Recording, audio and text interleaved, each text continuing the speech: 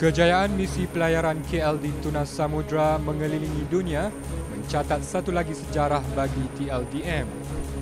Ia kini diiktiraf sebagai the best newcomer dan Seamen Come From Afar oleh penganjur perlumbaan kapal antarabangsa Sail Training International STI. Merupakan satu pelayaran yang begitu signifikan dari segi Malaysia sebagai sebuah negara maritim.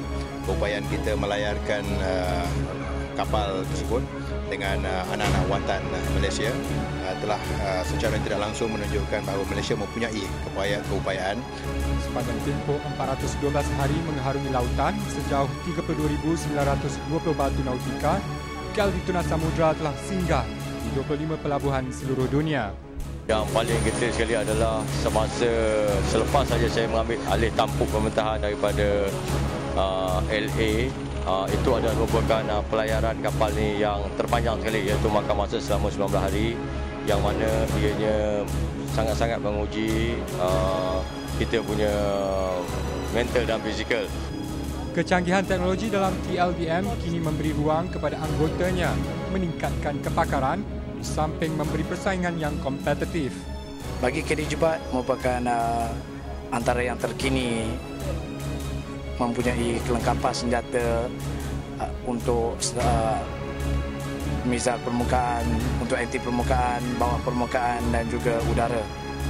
Dan dia juga capable untuk peperangan elektronik. Selain itu, unit udara TLDM juga tidak terkecuali dalam memperoleh peralatan dan teknologi terkini.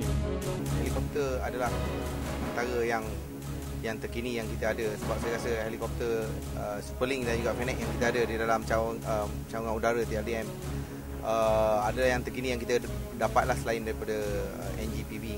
Jadi helikopter ni adalah sebagai satu force multiplier di mana kita akan meletakkannya di atas kapal untuk belayar sekali dengan kapal dan juga untuk extend kita punya weapon range dan juga kita punya sensor-sensor punya range.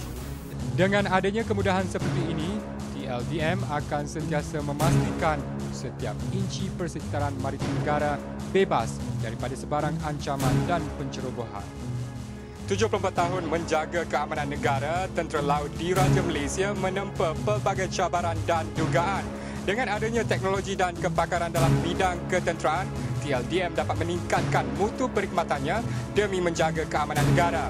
Justru, terima kasih TLDM, jasa dan pengorbananmu dikenang.